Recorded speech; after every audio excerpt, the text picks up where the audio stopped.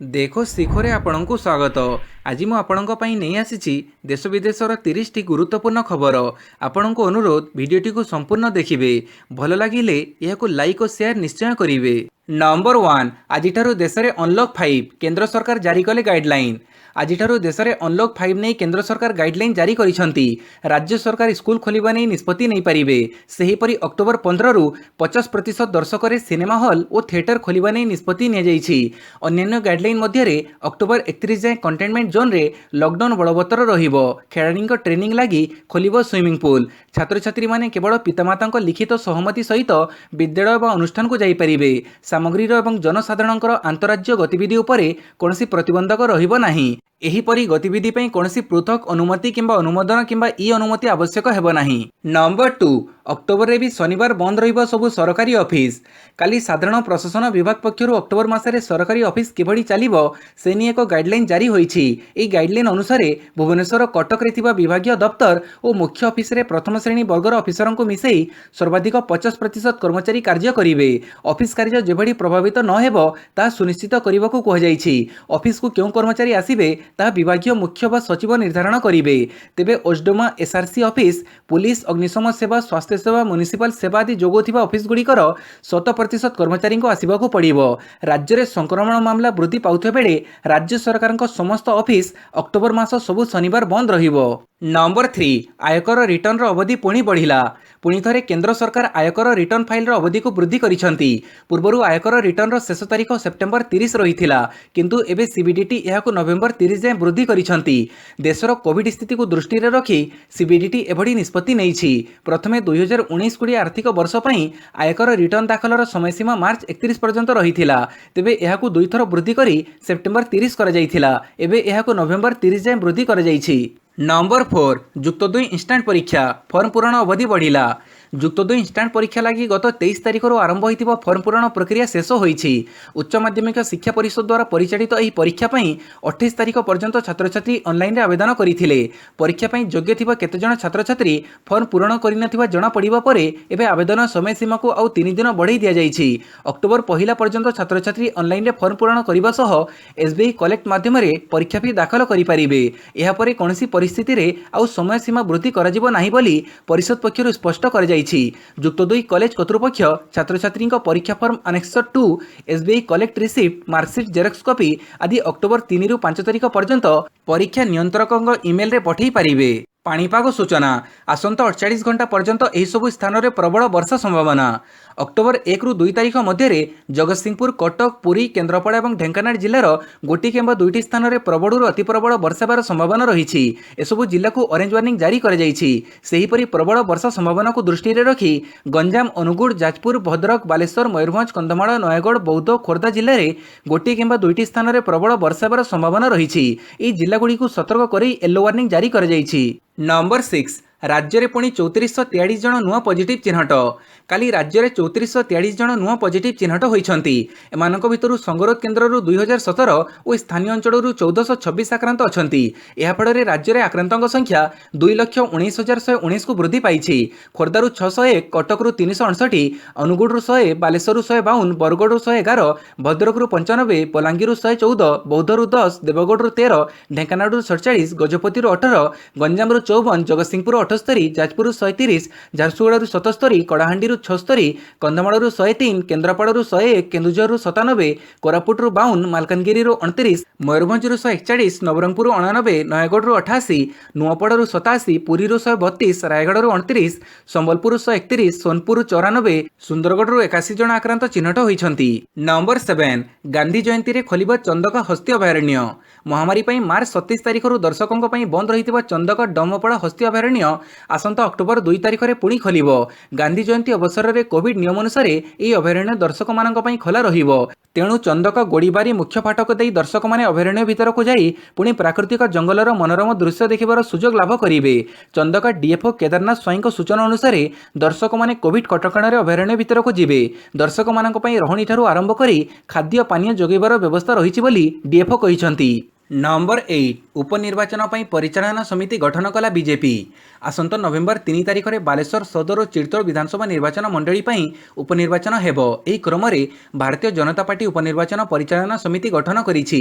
BJP ରାଜ୍ୟ ସାଧାରଣ ସମ୍ପାଦକ ଗୋଲକ ମହାପାତ୍ର ଏହି ସୂଚନା ଦେଇଛନ୍ତି। ବାଲେଶ୍ୱର ସଦର ପାଇଁ ପ୍ରତାପ ଷଡ଼ଙ୍ଗୀ, ମନମୋହନ ସାମଲ, ବିଶ୍ବେଶ୍ୱର ଟୁଡୁ, ଗୋଲକ ମହାପାତ୍ର, ବିଷ୍ଣୁ ସେଠୀ, ରଘୁନାଥ ମହାନ୍ତି, ପଦ୍ମଲୋଚନ ପଣ୍ଡା, ଜୟନାରାୟଣ ମହାନ୍ତି, ମୋହନ ମାଝୀ, ସୁକାନ୍ତ ନାୟକ, କାଳନ୍ଦୀ ସାମଲ, ଟଙ୍କଧର ତ୍ରିପାଠୀ, ସ୍ମୃତି ପଟ୍ଟନାୟକ, ଗୋବିନ୍ଦ ଦାସ, ଅଜୟ କୁମାର ମିଶ୍ର ଓ ଉମାକାନ୍ତ ମହାପାତ୍ର ସମିତିରେ ଅଛନ୍ତି। ନମ୍ବର 9 ମାର୍ଚ୍ଚ 31 ତାରିଖ ପର୍ଯ୍ୟନ୍ତ ଗୁଗୁଲ ମିଟ୍ରେ ମିଳିବ ମାଗଣା ସେବା। ନିଜ ଉପଭୋକ୍ତାଙ୍କ ନିମନ୍ତେ ଗୁଗୁଲ ଘୋଷଣା କରିଛି ବଡ଼ ଖୁସି ଖବର। ଗୁଗୁଲ ମିଟ୍ର ଯେଉଁ ମାଗଣା ସେବା 30 ସେପ୍ଟେମ୍ବରରେ ଶେଷ କରାଯିବାକୁ ଘୋଷଣା କରାଯାଇଥିଲା, ତାହାକୁ ମାର୍ଚ୍ଚ 31, 2021 ପର୍ଯ୍ୟନ୍ତ କମ୍ପାନୀ ଘୁଞ୍ଚାଇ ଦେଇଛି।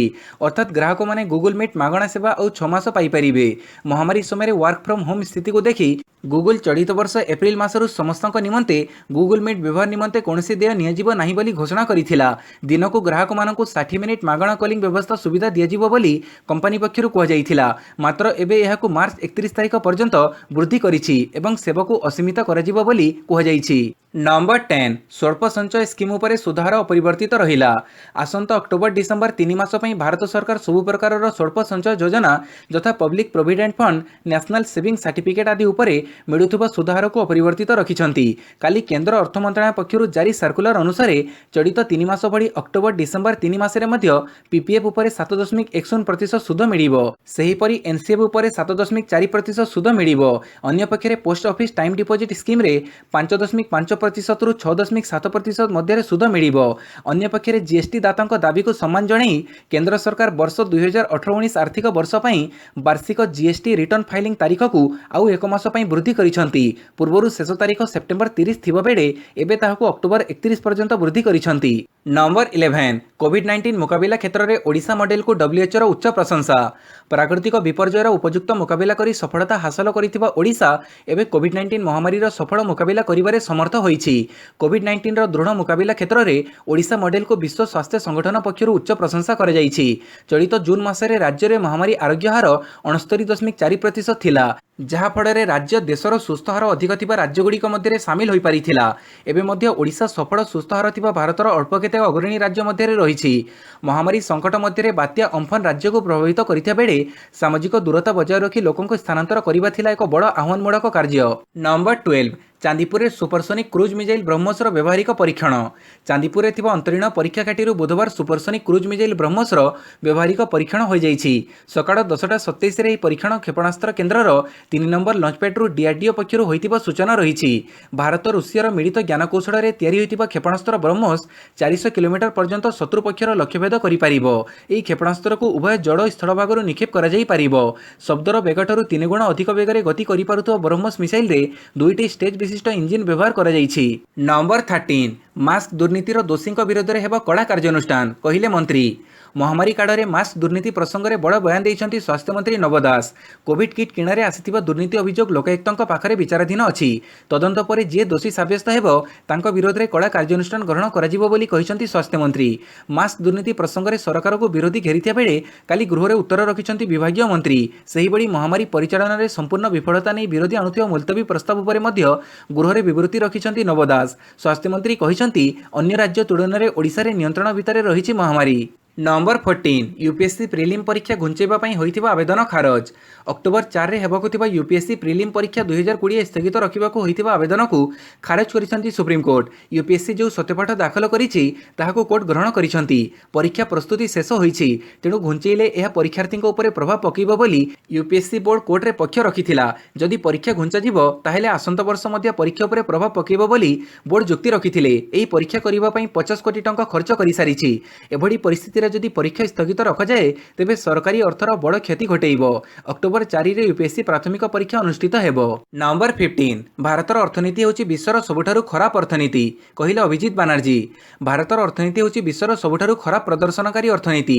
ନୋବେଲ ପୁରସ୍କାର ବିଜେତା ଅଭିଜିତ ବାନାର୍ଜୀ ବୁଧବାର ଭାରତର ଅର୍ଥନୀତି ଉପରେ ଦେଇଛନ୍ତି ଏପରି ମନ୍ତବ୍ୟ।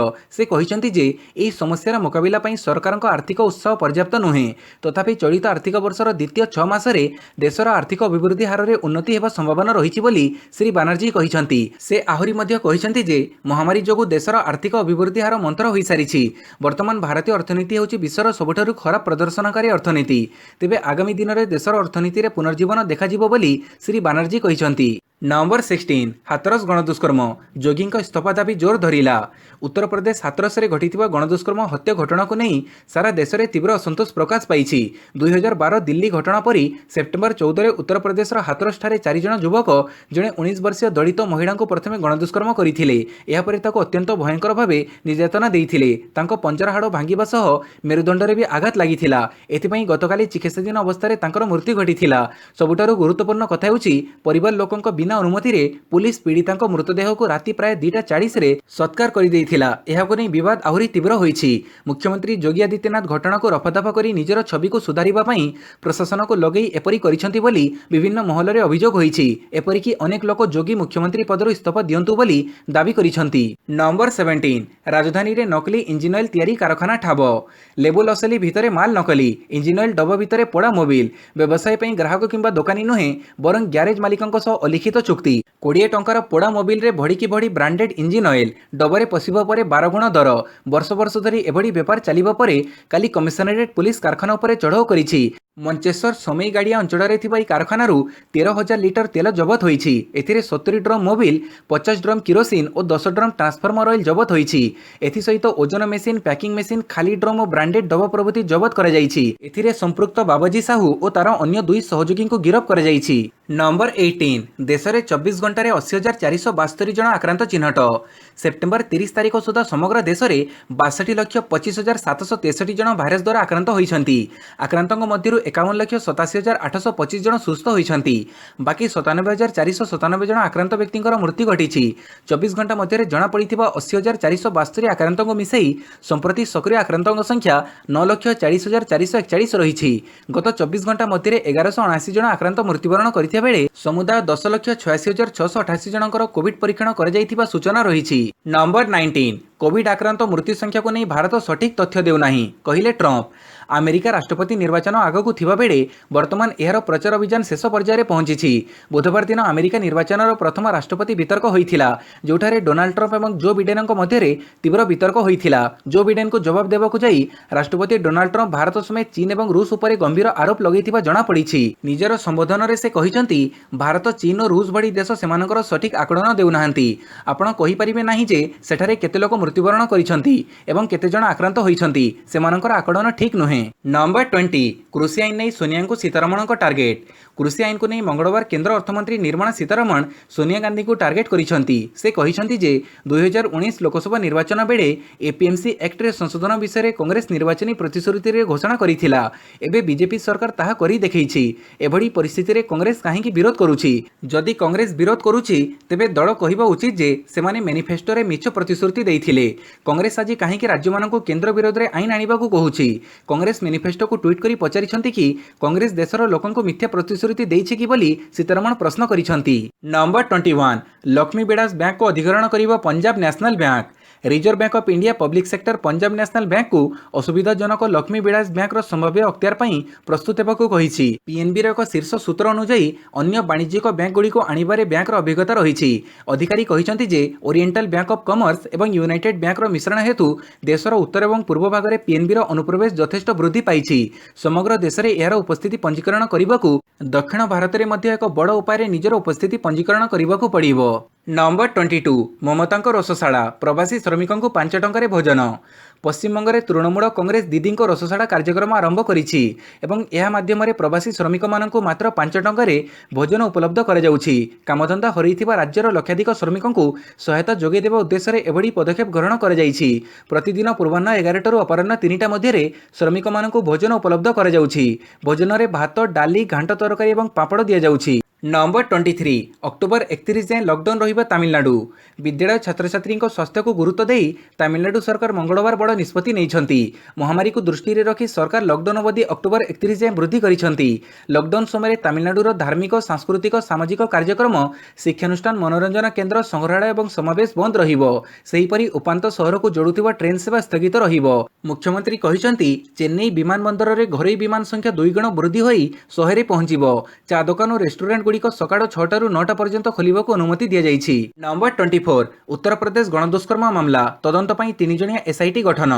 उत्तर प्रदेश हाथरसरे बहुचर्चित गणदुष्कर्म मामलार पुंखानुपुंख तदंत ପାଇଁ एसआईटी गठन कले उत्तर प्रदेश मुख्यमंत्री। एही टीम रे 3 जण सदस्य रहिता बेले एही मामला को फास्ट ट्रैक कोर्ट रे तुरंत विचार करबाकू निर्देश दैछन्ती उत्तर प्रदेश मुख्यमंत्री। अन्यपटे एसआईटी रे अध्यक्षता करिवे उत्तर प्रदेशर गृहमंत्री भगवान स्वरूप। एही 3 जणिया टीम रे डीआईजी चंद्रप्रकाश और आईपीएस पूनम भी सामिल अछन्ती। एही बर्बर कांड सह जड़ित 4 जण अभियुक्तंकु पुलिस गिरफ करि सारिथा बेले तुरंत सेमानकु दंड देबा पई एसआईटी गठन करा जाइछि।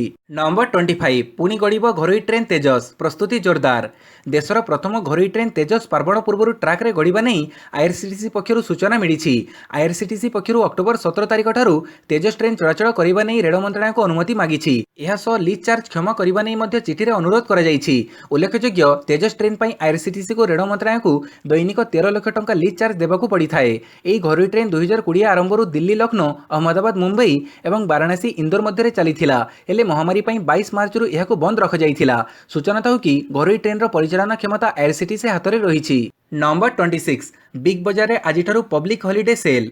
बिग बजार पक्षरु पब्लिक हॉलिडे सेल विषय घोषणा करा जाइछि जहा अक्टोबर 1 रु 4 पर्यंत चलिबो। एही 4 दिनिया शॉपिंग उत्सव रे ग्राहक माने fashion home furnishing electronics kitchenware luggage और अन्य उत्पाद उपरे आकर्षणीय रिहाती और डील ऑफर पाई परिबे। पुरुष महिला और शिशुंक पोशाक वर्ग रे buy one get one free offer मिलिबो।